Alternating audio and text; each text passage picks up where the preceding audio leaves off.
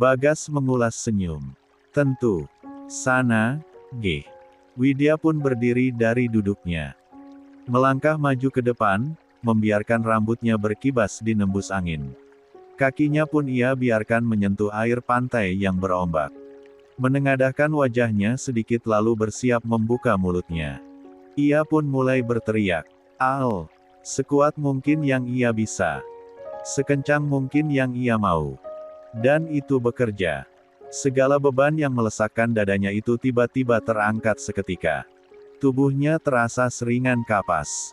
Melayang seperti tertiup angin saking perasaan lega itu memberinya ruang. Kenapa ya, Tuhan? Teriak Widya lagi. Air matanya berguguran begitu saja. Kenapa aku yang kau pilih untuk menjalani semua ini? Apa salahku? Apa dosaku? Aku lelah. Aku lelah. Bolehkah aku menyerah saja? Bagas, yang diam-diam merekam curahan hati Widya itu bahkan ikut merebakkan matanya. Dadanya ikut merasakan kesakitan mantan kekasihnya itu. Wanita yang sampai sekarang bahkan masih ia puja ini benar-benar malang nasibnya. Widya cuma ingin bahagia ya, Allah. Hiks. Perempuan itu akhirnya terduduk bersimpuh. Menutup wajahnya dengan kedua tangan dan menangis sejadi-jadinya. Papa, isak Widya dalam tangisnya. Widya butuh papa. Kenapa papa nggak pernah datang ke Widya sampai sekarang, Pa? Widya capek, Pa. Peluk Widya sebentar aja. Widya anak papa, kan Pa? Kenapa kita seperti ini, Pa? Widya harus bersandar ke siapa sekarang? Kenapa semua jahat sama Widya, Pa? Sejenak Bagas biarkan perempuan itu mengeluarkan segala keluh kesahnya. Sebelum kemudian ia menyimpan ponselnya dan menghampirinya. Sakit, Kak, rintih Widya menangis terseduh-seduh. Lah tahu Bagas ada di sekitarnya. Tangannya pun kemudian mukul dadanya sendiri. Sakit banget rasanya. Tidak tega, dengan posisi berlutut pun Bagas memeluk Widya. Awalnya ia ragu sebab takut ditolak. Tapi nyatanya tidak, sepertinya Widya memang sedang benar-benar butuh sandaran. Perempuan itu pun menangis pilu di pelukan keponakan suaminya sendiri. Semua akan baik-baik aja, Bun. Tangan Bagas mengusap kepala Widya. Memberikan ketenangan juga dengan memberikan usapan lembut di punggungnya. Om Mahesa, dia itu laki-laki sejati. Percaya sama Mas, dia akan bisa membuat kamu bahagia. Bahagia di atas luka orang lain. Bagas pun menghela napasnya berat. Ja tahu apa yang gadis ini maksud. Jingga. Pasti karena perempuan itu dan juga anak yang dibawanya. Widya bahkan gak sanggup lihat Cila mohon sama ayahnya sendiri untuk nemenin dia. Mas Mahesa ayahnya. Anak itu berhak dapat perhatian ayahnya. Tapi kenapa dia malah sampai memohon, Mas? Sungguh, Bagas tidak memiliki jawabannya. Masalah yang dialami oleh mantan kekasihnya ini entah kenapa terasa begitu pelik. Sampai pukul 12 malam Widya dan Bagas berada di pantai itu. Sampai pada akhirnya mereka berdua saat ini berada di dalam mobil untuk bersiap pulang. Udah lega? Tanya Bagas memberikan air mineral pada Widya. Widya langsung menerima botol itu dan meneguknya sampai tersisa sebagian. Lumayan, Mas. Lapar enggak? Biasanya kalau abis nangis teriak-teriak kamu suka lapar. Widya mengulas senyum tipisnya. Mengingat masa lalu saat masih bersama Bagas.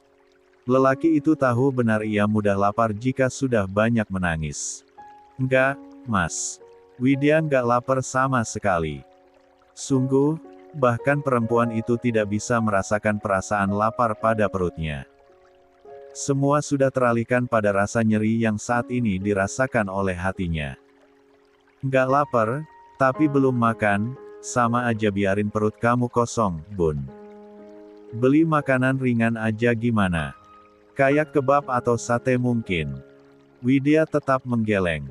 Nggak, Mas. Makasih banyak. Tapi Widya nggak lapar. Lagian di rumah banyak stok makanan. Nanti Widya bisa makan di rumah. Udah malam banget. Widya pengen cepat sampai apartemen terus istirahat, capek banget. Oke. Jangan lupa dekamomile biar lambung kamu aman. Ilya. Setelah obrolan ringan itu, Bagas pun langsung melajukan mobilnya keluar dari area pantai. Menyugar jalan malam menuju apartemen Widya dan Mahesa. Tidak ada obrolan selama dalam perjalanan sebab Widya malah sudah tertidur pulas. Perempuan itu benar-benar tampak lelah. Bagas menghela napasnya. Andai ia tidak melakukan kesalahan fatal itu, maka ia dan Widya pasti masih bersama. Bagaimanapun ia menyayangi perempuan ini. Tapi sungguh sial, saat itu ia dan Mentari ketahuan. Padahal mereka belum melakukan hubungan terlarang itu. Baru sekedar make out yang mungkin terlihat parah. Baju mereka berdua sudah terlepas dari badan. Itu adalah hal yang sangat ia sesali sampai saat ini. Bahkan bertemu Mentari pun ada kecanggungan tersendiri. 1 jam perjalanan ditempuh Bagas untuk sampai di depan gedung nan tinggi yang ditinggali oleh Widya dan pamannya itu. Setelahnya, La pun memarkirkan mobilnya dengan sempurna di depan lobi. "Bun," ucap Bagas pelan. "Buna." Perempuan itu terlalu lelap dalam tidurnya. Ia pun merasa tidak tega. Tapi apa boleh buat, istri pamannya itu harus tetap sampai di kediamannya. "Bun," panggil Bagas lagi. Kali ini ia menepuk-nepuk lengan Widya dengan sangat pelan. "Bangun, Bun. Kita udah sampai." Widya menggeliat pelan. Menoleh ke arah Bagas dan memindai ke sekitar. "Mas, kita udah sampai." Widya menutup matanya dalam-dalam sebelum akhirnya membukanya lebar. "Maaf, Mas. Malah ketiduran begini." "Nggak apa-apa. Setelah ini kamu bisa istirahat sampai pagi." "Iya, Mas. Makasih." "Iya. Iya, sama-sama." Widya pun membuka pintu mobil Bagas. Keluar dari sana dan melangkahkan kakinya keluar. Widya masuk. "Ya, Mas." "Iya. Hati-hati. Mas juga hati-hati." "Oke. Mas pamit. Assalamualaikum." "Waalaikumsalam." Bagas mengulas senyumnya. Melajukan mobilnya menyingkir dari lobi apartemen mewah tersebut. Tapi sayangnya Bagas ternyata tidak benar-benar pergi dari sana. Melainkan malah memarkirkan mobilnya di parking area. Entah kenapa nuraninya diperintah untuk berjaga untuk sesaat di sana. Sedangkan Widya sudah ada di unitnya. Masuk ke dalam ruangan mewah yang terasa begitu kosong itu. Memindai untuk sekilas, entah kenapa perasaan sakit itu kembali hadir. Ia langsung melihat ada sosok Mahesa di mana-mana. Lelaki itu memang selalu mendominasi apartemen yang mereka huni ini. Terlebih jika tidak ada pekerjaan, dia memang lebih suka menghabiskan waktu di unitnya ini.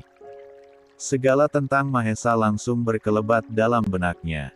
Entah kenapa ia begitu merindukan lelaki itu. La bahkan bisa melihat sosok Mahesa yang saat ini sedang sibuk memasak di dapur seperti biasanya. "Mas," ucap Widya langsung memeluk Mahesa dari belakang. Namun sayang, yang ia gapai malah langsung hilang. Demi apapun, ia mulai berhalusinasi. Perempuan itu meneguk ludahnya susah payah. Sakit itu benar-benar terasa lagi saat sendiri seperti ini. Dadanya seolah dihimpit oleh batu yang sangat besar sampai rasanya ia sangat sulit untuk bernapas. Apa mungkin benar yang dikatakan oleh orang-orang kalau dia itu mandul? Nyatanya Jingga langsung hamil waktu nikah sama Mahesa. Dek, kalimat itu terngiang-ngiang lagi di telinga Widya. Membuat hatinya sakit setengah mati. Sesaknya itu sudah tidak bisa ia tahan lagi. Perempuan itu pun mulai gelisah. Tidak memiliki jalan keluar untuk lepas dari rasa sakitnya, ia memindai ke sekitar dapur. Matanya langsung tertuju pada pisau tajam yang tersemat di knife holder. Dengan tangan gemetar istri sah Mahesa itu meraih pisau. Duduk di atas lantai dan bersandar di lemari. Langsung ia arahkan ujung pisau yang sangat tajam itu ke pergelangan tangan kirinya. Menekan sedikit sampai cairan merah pekat perlahan keluar dari permukaan kulitnya. Lega. Hal itulah yang ia rasakan pertama kali. Perasaan sesak dan sakit itu perlahan menghilang pergi. Merasa kurang dengan tindakannya, Widya menarik pisau itu sampai membuat goresan yang lebih panjang. Sungguh, seperti obat, efeknya lebih luar biasa hebat. Tes. Darah mulai menitik di lantai. Dan saat itu ia benar-benar merasakan kelegaan itu. Pisau pun terlepas dari tangannya. Perempuan itu kemudian merebahkan tubuhnya di atas lantai dan menutup matanya di sana. Bagas mencoba untuk menghubungi Widya. Namun sayang, ponsel perempuan itu malah tidak aktif. Entah kenapa perasaannya tidak enak. Dengan segera ia malah berinisiatif mengirimi sebuah video berisi tentang Widya saat di pantai tadi kepada Mahesa. Baiknya Om pulang ke apart. Lihat kondisi Widya. Dia benar-benar terpuruk. Sialnya, pesan itu juga malah hanya checklist 1. Widya mengerjapkan matanya perlahan. Berbaring terlentang melemparkan pandangannya ke langit-langit. Ia raup udara sebanyak-banyaknya untuk mengisi rongga dadanya yang sempit lalu mengembuskannya perlahan. Ya, selalu seperti ini sensasinya. Selalu semenenangkan ini efek yang ditimbulkan setelah ia melukai. Pergelangan tangannya. Lega. Satu kata itu yang saat ini ia rasakan. Benar-benar lapang hatinya. Seolah semua yang menghimpit dadanya tadi diangkat seketika. Bahkan bibirnya kini bisa mengulas senyuman. Setelah tenang beberapa saat, perempuan itu bangkit dari rebahnya dan segera meraih ponselnya dari atas meja. Ia mengisi daya dan menghidupkan benda pipih tersebut. Ada beberapa notifikasi di sana. Bagas dan Laivia yang mengiriminya banyak pesan. Ia langsung membalas pesan keduanya agar dua orang itu tidak mengkhawatirkannya. Setelahnya, ia letakkan alat komunikasinya itu di atas nakas dan berniat membersihkan lukanya. Ia harus mengobatinya dan memberikan plaster. Namun, baru saja benda itu tergeletak, deringnya membuat perhatiannya langsung beralih. Langsung perempuan itu lihat siapa yang tengah menghubunginya. Bagas. Halo, Mas, ada apa? Duh, Bun. Kenapa HP kamu tadi nggak aktif? Cecar lelaki itu. Mas sudah khawatir banget sama kamu tahu nggak? Kening Widya berkerut dalam mendengar kalimat omelan dari Bagas. Merasa heran dan tidak mengerti tentu saja. Tapi Widya nggak kenapa-napa, Mas. HP Widya habis baterai tadi, maaf.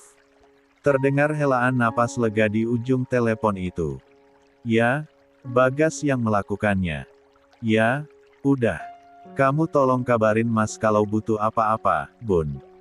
Jangan dibawa diem. Iya, Mas. Oke. Ya udah kalau begitu. Kamu mau istirahat, kan? Iya, Mas. Jangan lupa baca doa. Mas tutup teleponnya. Oke, Mas. Jangan lupa, hubungin Mas kalau ada apa-apa, Bun. Iya, Mas. Siap. Ya udah, Assalamualaikum. Waalaikumsalam. Telepon itu pun diakhiri sepihak. Membuat Bagas benar-benar merasakan kelegaan itu.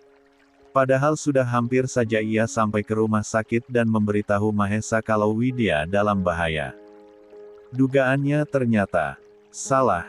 Rumah sakit. Mahesa mengerjapkan matanya perlahan. Melihat ke sekitarnya dan mendapati dirinya tidur di atas ranjang rawatan bersama putrinya dan mantan istrinya. Ya, tadi malam Cila kembali drop. Putri kecilnya itu meminta dirinya dan Jingga menemaninya untuk tidur di sisi kanan dan kirinya. Ia dan mantan istrinya itu tentu saja tidak bisa mengelak atas permintaan itu. Bahkan putri semata wayangnya itu tidak mau ditinggalkan sedikit pun oleh dirinya baik ibunya. Menggeser sedikit tubuhnya, ia menoleh ke arah nakas di mana ponselnya yang ia isi daya diletakkan. Ia pun menekan tombol power dan menghidupkan alat telekomunikasinya tersebut. Menunggu beberapa menit, layar benda pipi itu menyala. Menampilkan foto Widya yang tersenyum menyapanya. Sungguh, ia langsung merindukan wanitanya itu. Sejenak, ia lihat jam pada layar tersebut, masih jam 5 pagi. Pantas saja jika putrinya ini masih lelap dalam tidurnya. Tapi, mungkin juga karena efek obat yang diberikan. Mengingat betapa panik dan sibuknya ia tadi malam menenangkan Cila yang rewel, ia jadi teringat bahwa ia belum menelepon sang istri sampai ia tertidur menemani putrinya. Dengan segera ia langsung masuk ke ruang chatnya dan menerima puluhan notifikasi di sana. Notifikasi yang aneh menurutnya, sebab berasal dari Bagas sang keponakan. Berupa riwayat panggilan dan beberapa pesan yang membuat tubuhnya langsung terduduk. Ia bahkan menerima sebuah video yang segera ia unduh. Tidak ingin menimbulkan kebisingan untuk Cila, Mahesa membawa tubuhnya untuk turun dari ranjang tempat tidur menuju sofa yang ada di sudut ruangan. Lumayan jauh jaraknya sebab ruangan itu cukup luas. Dengan tidak sabar lelaki tampan tersebut langsung menekan tombol play. Memutar video yang dikirimkan oleh anak kakak pertemannya tersebut. Seketika hatinya tercubit sakit melihat perempuan yang begitu ia sayangi itu seperti itu. Rahangnya mengeras dengan degup jantungnya yang menggila. Ia bahkan langsung merasa berdosa seketika. Bagaimana bisa ia jadi kecolongan seperti ini terhadap kondisi gadisnya tersebut? Tapi apa dayanya dia tadi malam. Putrinya juga dalam kondisi yang membutuhkan perhatian. Batuk darah yang Cila alami juga membuatnya panik setengah mati. Sungguh, pikirannya terbagi. Selesai melihat video menyakitkan tersebut, ia kemudian membaca pesan yang begitu membuatnya cemas. Bagas memberitahukan bahwa sepertinya Widya dalam bahaya. Tangannya kemudian menggulir cepat ruang chat itu ke bawah, keponakannya itu memberinya banyak riwayat panggilan. Namun pesan yang terakhir ia baca, ia kembali memberitahukan bahwa ternyata Widya baik-baik saja. Ada apa sebenarnya? Hati Mahesa merasa tidak nyaman walau Bagas telah memberitahukan ternyata Widya baik-baik saja. Pikirannya tetap tidak tenang. Akan beranjak dari duduknya, satu notifikasi pesan yang belum ia baca mengalihkan atensinya. Pesan dari Widya yang baru saja mengiriminya pesan bergambar.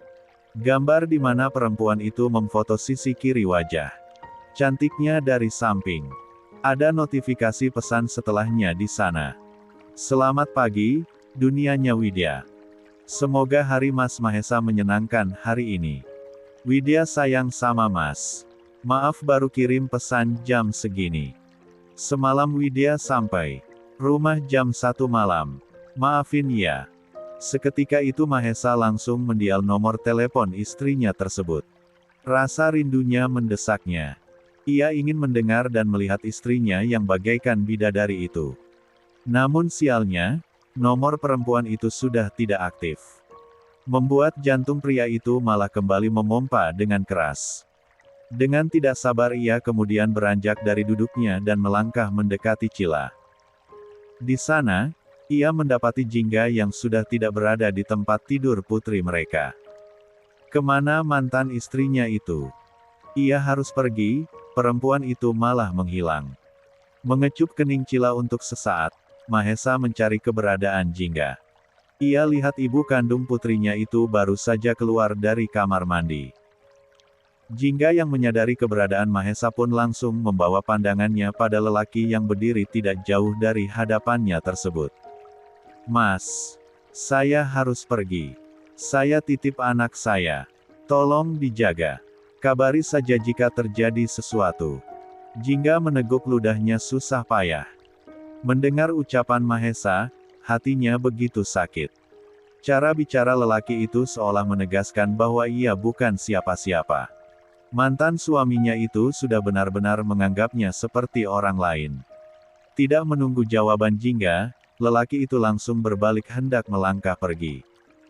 Namun baru 3 langkah kakinya berayun, tubuhnya langsung terhenti di tempat. Jingga memeluknya dari belakang. Mas. Mahesa langsung mengeraskan rahangnya. Tangannya langsung terangkat hendak membuka tangan yang melingkar di perutnya itu dan hendak melepaskannya. Tapi perempuan itu menolak dan makin mengeratkan pelukannya. Jingga nggak sepenuhnya salah, Mas, isak Jingga mulai menangis. Jingga nggak punya pilihan waktu itu. Jingga bingung karena Mas dan Papa bahkan hampir setiap hari berdebat dan berujung berkelahi. Gimana nasib anak-anak panti kalau Papa nekat, Mas? Tanya Jingga merasakan dadanya yang begitu sesak. Papa tahu gimana kerasnya Papa. Jingga punya daya apa melawan Papa? Jingga juga terdesak, Mas. Apa Mas yakin bisa ngelawan Papa saat itu kalaupun Jingga ngadu sama Mas?